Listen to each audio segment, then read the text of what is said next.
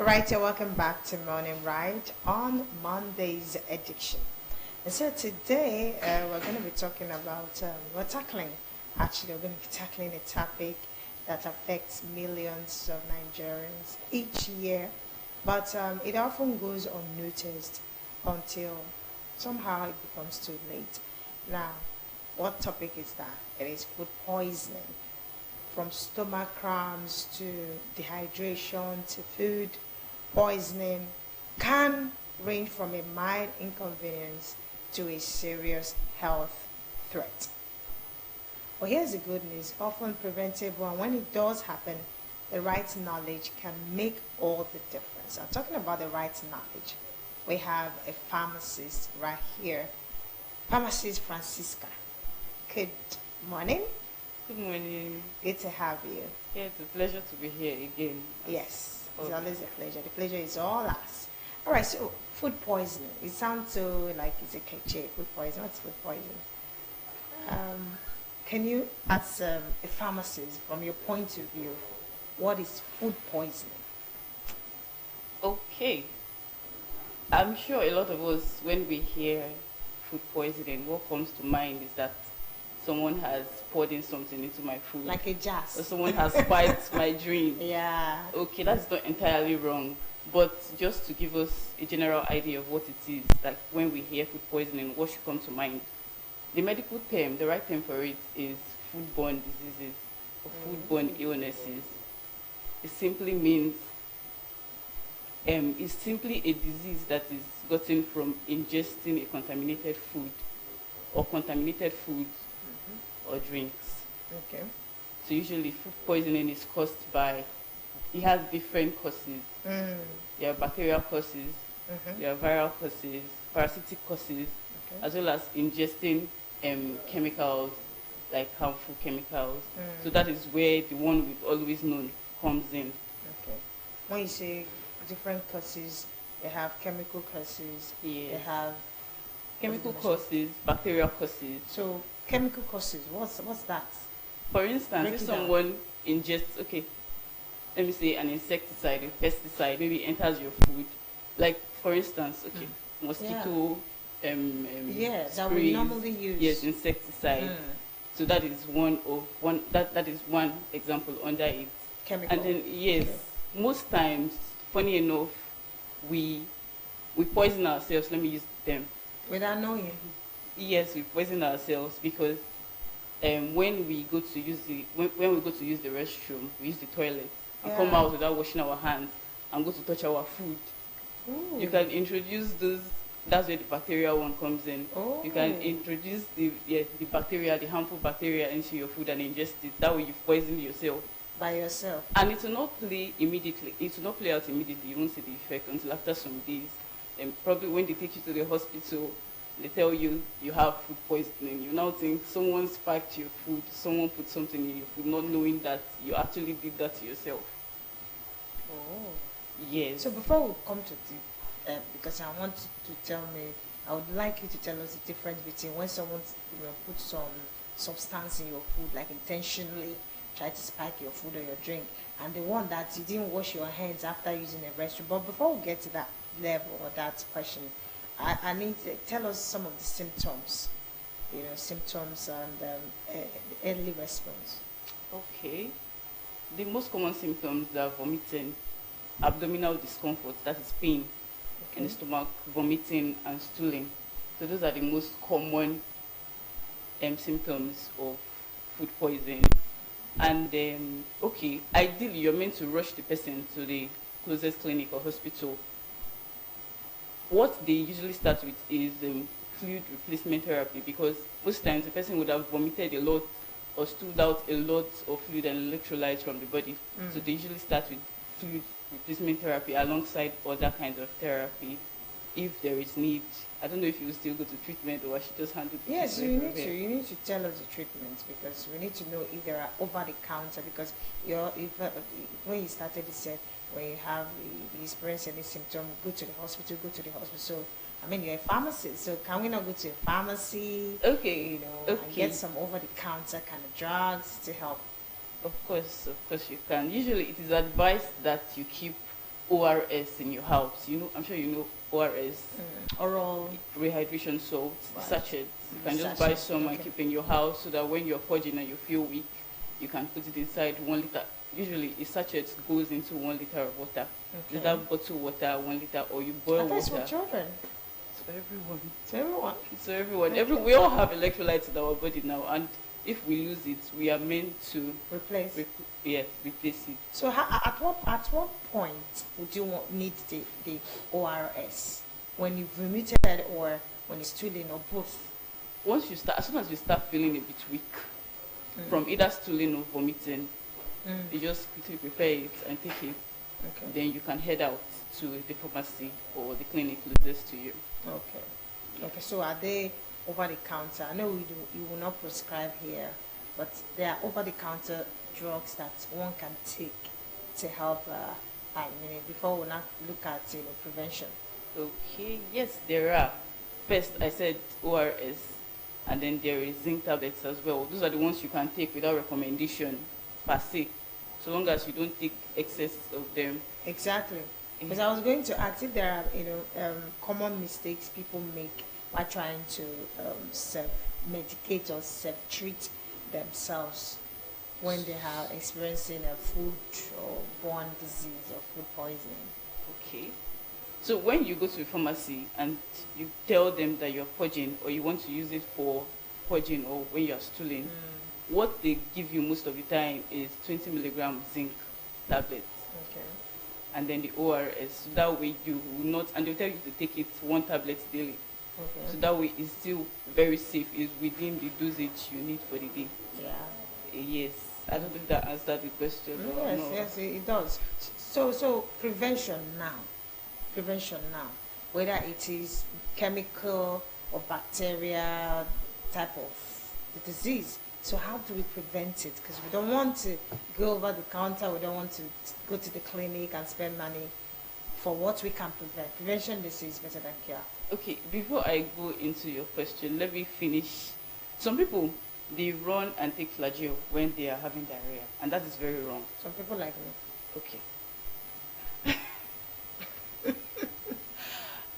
So they might eventually give you, when you go to the pharmacy and complain that you've been stooling, they might eventually give you antibiotics, but they will be giving you the right one at the right dose and duration you're meant to take it that is safe for you. So that is not to say that me saying that you can take ORS or zinc doesn't mean that they will not give you antibiotics. That's what I'm trying to say. They will give you when they feel you need it, when it is needed, not for you to run and take flagyl. And most times when people take flagyl, they take it at suboptimal dose.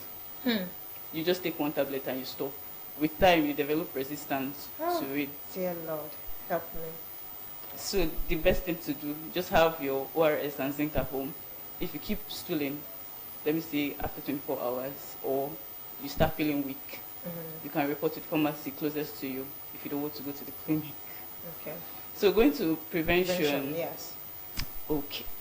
The first and easiest thing to do is hygiene. Is it easy? I said the easiest thing to do. Yeah, but that's the closest that we can do, is hygiene. Try to wash your hand always, especially when whether you're handling food or not. It's just good to have your hands and your body clean. Okay. Yes, and then to have your food properly covered so that those bacteria, in case they're in the air, they don't fly into your food. Okay. Hair. Air, like the bacteria. Probably someone might go to the restroom, flush the toilet, and bacteria is up in the air. Oh my gosh. And your food might be open, and it might just land on your food. Yes, and then let me mention the people who sell food by the roadside. I'm appealing to them to help us maintain hygiene. Yes, they can help. It's good for your business and it's good for your customer, so it's a win-win for everybody. Because if someone discovers that he or she got that poisoning by eating your food, he or she will not want to come back to you. What if the person didn't find out? Just know that my village people is at work again. Okay. I don't know about that. But I've mentioned that it's not just village people that can cause food poisoning. Those harmful bacteria in your food, the viruses too. There are 2 main kinds of viruses that can cause food poisoning. that is the rotavirus, and that one is more common in children. That's the the top leading or top causing top cause of diarrhea in children. Okay. Then there is the norovirus. That one is common in adults. The Adults. rotavirus cannot cause diarrhea in adults. Okay. Yes, it's very, very hard to find cases where rotavirus causes diarrhea in adults, but in children, it's very, very dangerous. So, yes, there's the bacterial cause, there's the viral cause, the parasitic cause, hookworm and all, you can pick it up. And then your village people, the one you feel they spiked chemicals in your food. I'm sorry, I thought I forgot to. Yeah, the prevention. What's on the prevention? Now, can our vegetables cause food poisoning if not properly, washed or handled? Thank you. So those of us who go to the market, just buy vegetable and just put it in water and just play with it, and that's all. We just put it in our food. Play with it? How? Play with it? That's washing now. That's not washing. Like you dip it inside. That's playing. You're meant to wash it. Wash it properly. It's not closed now. Take your time. Take your time to wash it properly. That's what I'm. Okay. Not washing it like some people will say you should add vinegar, but I can't just go and buy vinegar. No, you can use water. Water to. What about salt? They not kill germs. I was intentionally dodging salt because we are still trying to avoid putting excess salt in your food. So if you use salt to wash the vegetable, you might still introduce that much salt into your food. And that one is dangerous too. It can cause hypertension with age as you age. So yes. So just water works. After washing running or in a bowl.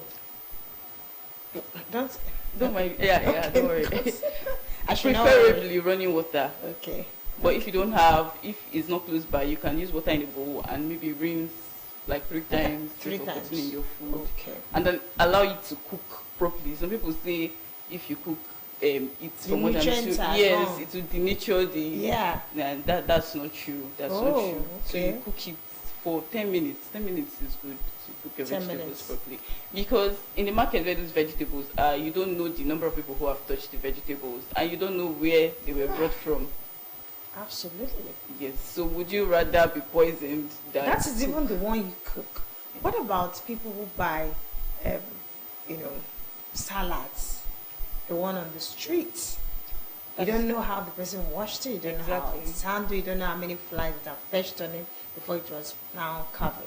So that's why I was appealing to vendors to help us wash those things properly and package well.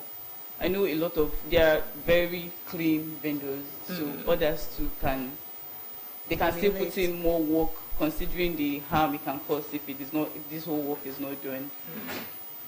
So I know you mentioned the symptoms earlier, but is it just stooling and vomiting? That's it? That's the most common. Those are the most common symptoms: stooling, vomiting, and abdominal pain, stomach pain. Oh. Yeah, and then fever too. Fever. Yes, okay. Fever. There's this scary question: does food poisoning kill? Yes, it does. Food poisoning kills. So the chemicals, they are toxic, so they might just go straight to your organs and be chopping off, if I may use the word, like damaging the organs gradually. So that's for the chemicals. But the bacteria, it makes you to stool. From stooling, if you keep stooling that way and losing everything it might result in seizure. And if it continues, you can die eventually. Because your body, of course, fluid is very important. Your body needs fluid and electrolytes. So if you lose it all, you're definitely going to die. So it can cause death. Yes. That is why they attack diarrhea in children, like as soon as possible, just attack it so it stops, because they're still very young and they have more fluid in their body than the adults. Okay. So as a wrap up this conversation, are there any group or groups of people like children, pregnant women, or the elderly who are more at risk and need to be extra careful? Okay, like I said, children, everyone is at risk. Okay. But the children are more at risk of the harm. Okay. Because they have more fluid in their body than the adults. Okay. So it applies to everyone. So what message would you like to leave, for our viewer, when it comes to food safety now? How, pharmacy can help? Okay. So, like I've been saying, hygiene, it cannot be overemphasized. The importance cannot be overemphasized. So you try to close your food properly, wash your food properly before cooking, wash your hands as often as possible, and then be mindful of where you buy food, that's cooked food. Be mindful of the hygiene state of the place where you buy food. And then if you start purging at any point, you can report to any pharmacy closest to you. Or if you have ORS, start with ORS on your zinc tablets and then report to the pharmacy closest to you or the clinic, as the case may be. Okay. Thank you so much. We're speaking with pharmacist Francisca Nwejike, and we talked about understanding foodborne diseases, the causes, the symptoms, and prevention. And I'm sure she's done justice to that wonderful topic. All right. Thank you so much, pharmacist, for coming. Thank you. We'll take a quick break, and when we come back, another spot come your way on Monday's edition of Morning Ride. Stay with us.